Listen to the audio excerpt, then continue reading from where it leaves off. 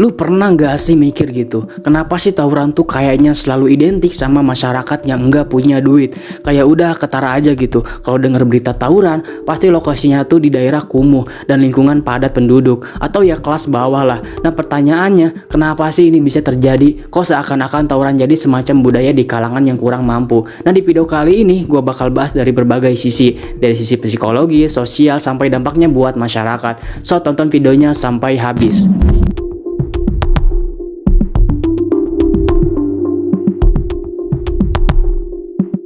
Pertama kita harus ngerti dulu nih, apa sih yang dimaksud dengan tawuran? Nah tawuran ini bisa macam-macam bentuknya, tapi yang paling sering kita lihat di berita adalah konflik antara kelompok atau geng. Entah itu antar kampung, antar sekolah, atau bahkan antar ormas. Dan biasanya emang ini sering terjadi di kawasan dengan tingkat ekonomi yang rendah.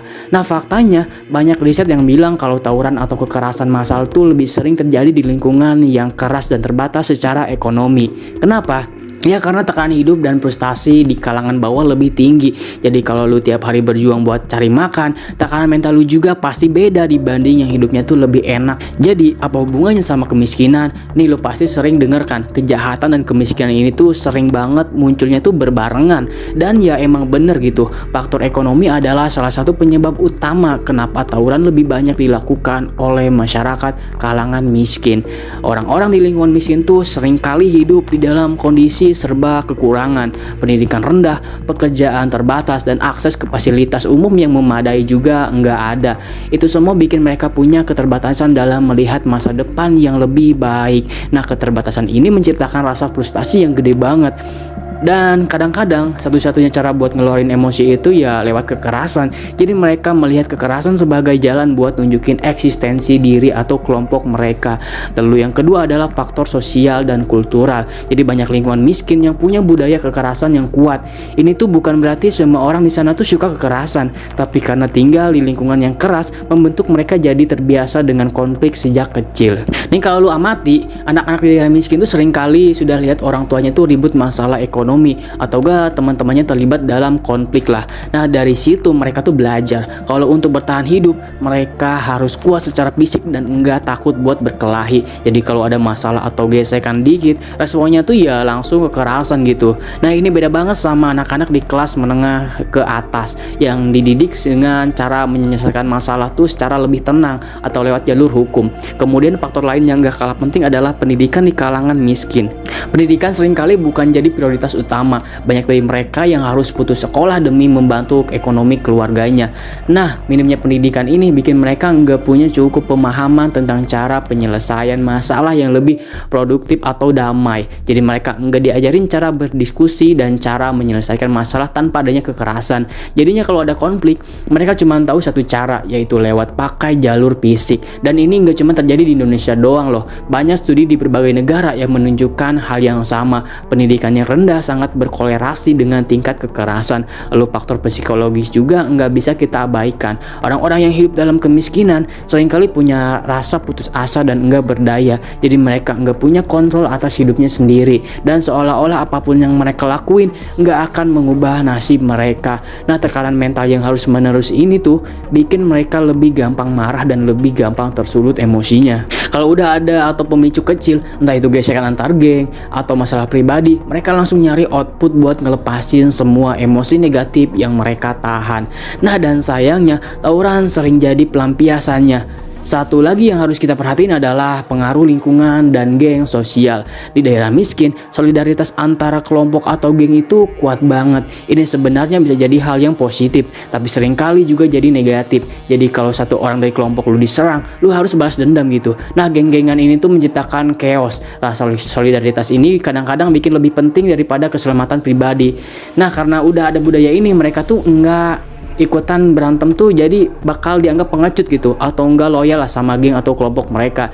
Jadi ini yang bikin tawuran makin sulit dihentikan. Faktor lain yang jarang kita lupakan adalah aspek psikologis. Masyarakat di kalangan bawah yang hidup dalam kekerasan sehari-harinya tuh seringkali mengalami trauma. Nah trauma ini bisa bersifat kolektif. bukan cuma dialami oleh individu tapi juga oleh komunitas secara keseluruhan. Jadinya anak-anak tumbuh dalam lingkungan yang keras, di mana kekerasan adalah bagian dari kehidupan sehari-hari.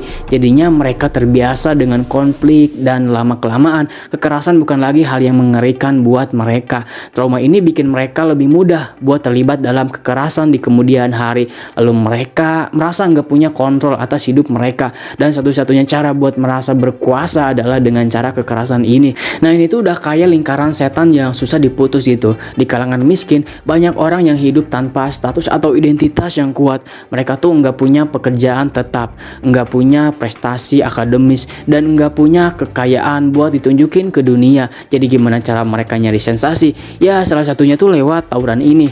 Buat sebagian orang sih, kekerasan adalah cara mereka buat diakui. Mereka merasa kalau mereka tuh bisa menang dalam tawuran itu. Artinya mereka berharga atau ditakuti. Ini adalah bentuk pencarian identitas yang salah. Tapi buat mereka yang enggak punya banyak pilihan, tawuran tuh jadi semacam jalan lah buat mendapatkan pengakuan sosial. Dan ini sangat berbahaya, karena semakin mereka merasa enggak punya identitas, maka semakin sering mereka terlibat dalam kekerasan.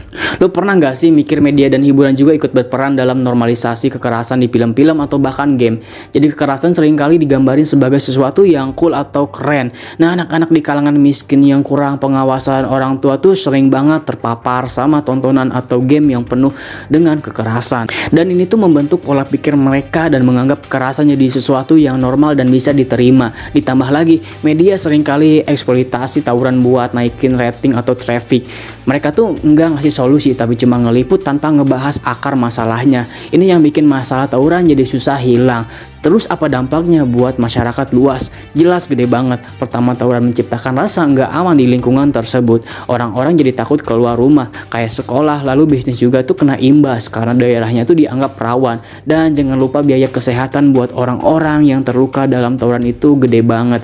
Padahal mereka ini tuh rata-rata nggak punya asuransi atau akses ke fasilitas kesehatan yang memadai. Selain itu, tawuran juga bikin pemerintah daerah dan polisi harus keluarin biaya ekstra buat ngejaga keamanan yang sebenarnya bisa dialokasikan buat hal-hal yang lebih penting kayak perbaikan infrastruktur atau pendidikan. Jadi gimana solusinya?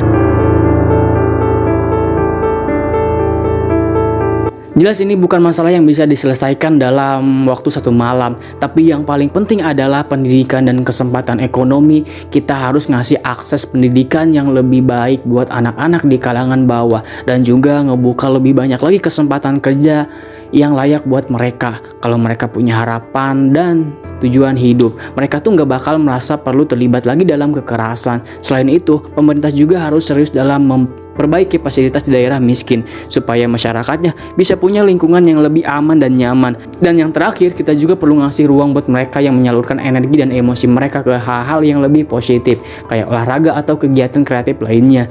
Intinya tawuran itu sebenarnya cerminan dari masalah yang lebih besar kayak kemiskinan, pendidikan, dan kesenjangan sosial. Nah, kalau kita bisa atasi itu, gue yakin tawuran akan berkurang secara signifikan. Well, segitu dulu untuk pembahasan gue kali ini. Kalau lu punya pendapat atau pengalaman tentang tawuran di lingkungan lo, jangan ragu buat komen di bawah. So, terima kasih yang sudah nonton video ini. Sampai jumpa di video selanjutnya.